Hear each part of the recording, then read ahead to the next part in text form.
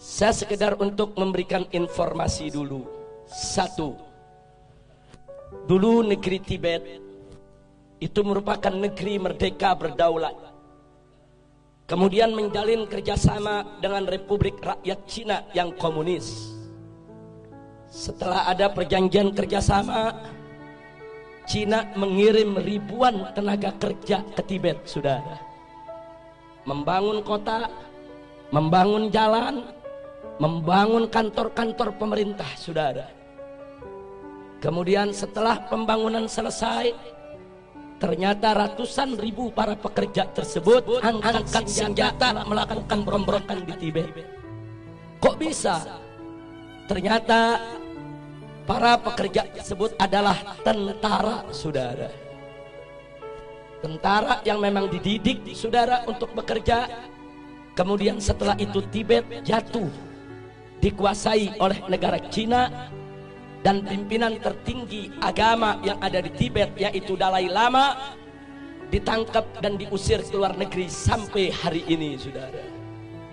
Hati-hati, masuknya tenaga kerja Cina ke Indonesia yang jumlahnya saat ini ratusan ribu orang harus diwaspadai, karena kita sudah lihat bagaimana tegapnya badan mereka, bagaimana perawakan mereka, lebih tepat mirip tentara ketimbang pekerja kasar atau buruh, saudara. Yang kedua, saudara, di tengah Afrika ada satu negeri bernama Angola, dibantu habis-habisan oleh Republik Rakyat Cina, saudara. Setelah diikat dengan utang yang begitu besar, kemudian Cina mulai mengatur Angola. Anda tahu minggu ini apa yang terjadi? Parlemen Angola mengajukan undang-undang untuk ditandatangani oleh presiden yang isinya Islam tidak boleh ada di Angola, dan seluruh masjid harus ditutup. Alasannya karena berlawanan dan bertentangan dengan adat istiadat Angola, saudara. Ya, hari ini Islam dilarang di Angola, saudara.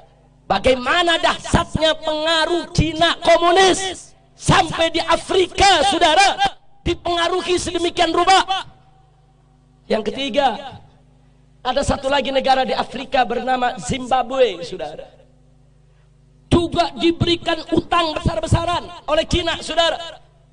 Setelah utangnya, saudara, membengkak, Zimbabwe tidak mampu untuk bayar utang, saudara.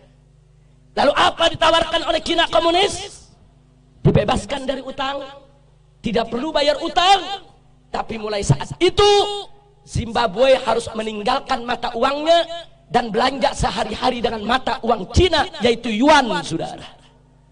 Saat ini di Zimbabwe, jual beli, sewa menyewa, transaksi semuanya menggunakan mata uang yuan milik Cina komunis, saudara. Kembali ke Indonesia, saudara. Saat ini kita dapat pinjaman utang ribuan triliun dari Cina, saudara. Saat ini kita berutang kepada negeri Cina ribuan triliun, yang 7 turunan kita ke depan belum tentu kita bisa bayar, saudara. Hati-hati dengan ribuan triliun kita hutang ke Cina. Saat ini Cina komunis mulai mengobok-obok kita punya negeri, saudara. Mari kita lihat satu, saudara, bagaimana mereka masukkan tenaga kerja. Ratusan ribu orang masuk ke Indonesia saat ini. Dan minggu yang lalu, saudara, Presiden Jokowi sudah menyatakan, mengingatkan kepada para pengusaha untuk tidak lagi bertransaksi dengan dolar ataupun rupiah, tapi bertransaksi dengan yuan, mata uang Cina, saudara. Ini bukan fitnah, ini keputusan presiden, saudara. Nggak sampai di situ, saudara. Sebulan yang lalu presiden juga mengeluarkan kepres bahwa orang asing termasuk Cina komunis diberikan hak milik untuk memiliki rumah, memiliki tempat tinggal, dan memiliki perkebunan di Indonesia, saudara. Ini nggak pernah terjadi. Orang asing diberikan hak milik. Ada apa gerangan yang terjadi, saudara? Masya Allah. Ada apa ini negeri? Saya ketemu seorang pejabat, Habib, kan enak kerjasama dengan Cina. Kita dibangunin itu jalan kereta, MRT, LRT.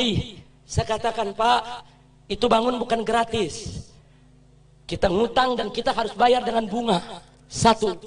Kedua, kontraktor utamanya harus dari negeri Cina, bukan kontraktor utama pribumi kita. Yang ketiga, bahan-bahan bakunya juga harus diimpor dari Cina, termasuk reklamasi tiang-tiang pancangnya bukan kita buat sendiri, dari negeri Cina harus didatangkan, saudara. Dan gak sampai di situ, minimal 30% tenaga kerjanya juga harus dari Cina, saudara. Jadi apa yang kita dapat untung dari proyek-proyek tadi? Duit kita dikasih pinjam sama Cina, mesti bayar ke kontraktor Cina, mesti bayar ke pekerja Cina, mesti bayar ke material Cina. Semua duit balik lagi kepada mereka, saudara. Jangan mau dibohongin, jangan mau dibodohi, jangan mau dikadalin. Ini negara harus kita selamatkan. Gak boleh dijajah oleh asing dan asing. Betul? Siap bela negara, siap bela NKRI, siap bela Islam, siap bela bangsa, siap bela rakyat, siap jaga pribumi. Takbir, takbir, takbir. Sallu ala Nabi.